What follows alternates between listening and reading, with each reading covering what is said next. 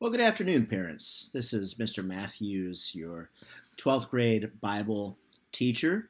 We have began a new unit, which is really continuing our curriculum on apologetics, always being ready to have a reason for the hope that's in you. How do we as Christians answer those questions that people have toward our God? Now, we cover several things in that unit. The first one is genocide. And that idea is from the book of Joshua, where God commands the slaughter of men, women, and children.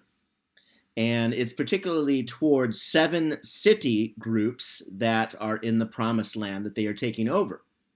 And so we talk through those difficult passages and emphasize that if you're going to call it genocide, you need to understand what genocide really means. Genocide is focusing on one people group, one ethnicity, or one religious group. What really God is concerned about in the book of Joshua, Judges, and really the entire Bible is He's a holy God and cannot tolerate sin. You'll find in the Old Testament prophets that God also deals with His own people, sometimes in ways where they are taken into exile. And so we find that God is interested in being worshiped for who He is. We're talking about now the idea of homosexuality. The Bible does talk clearly about homosexuality in 6 places in the Bible. And so as Christians, we must be specific about what do these passages teach and what is God saying in those passages. To love our neighbors as ourselves. How do we do that as Christians and still hold to our convictions that homosexuality, transgenderism, is sin? And how can we love sinners as Jesus loved them? Another part of the discussion with Is God a Mean Bully, answering that question from skeptics, is slavery.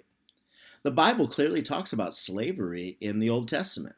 And there's an entire book in the New Testament known as Philemon that deals with slavery. We talk about what is the difference between slavery in the Bible and slavery that we found in colonial America. Is there a difference? And there is clearly a difference. The Bible's idea of slavery is not based upon ethnicity. The Hebrews had their own slaves from their own people. It was more of an economic pursuit to where if you were poor, you could sell yourself to your brothers and sisters and become a slave. And where God would allow you, after 7 years, the year of Jubilee, to where you could not be a slave anymore. Or you could choose to remain a slave. The last idea that we'll discuss with this unit is the approach to women in the Bible. There, of course, is a cultural idea today that God is oppressive to women, that Christians are oppressive. And we're going to talk about that and what does the Bible actually teach about women's roles in a local church and what are the men's roles in a local church. What our culture does with Satan's influence is they confuse the idea of someone's identity and their value with their role. Just because there is a distinct role that God has in the Bible for men and for women does not mean that they are not made in the image of God, that they are not valuable. Please let me know if you have any questions or concerns about what we're covering in class. Our goal is to have students engage the Bible, to engage their culture, to have wisdom on how to engage these different situations.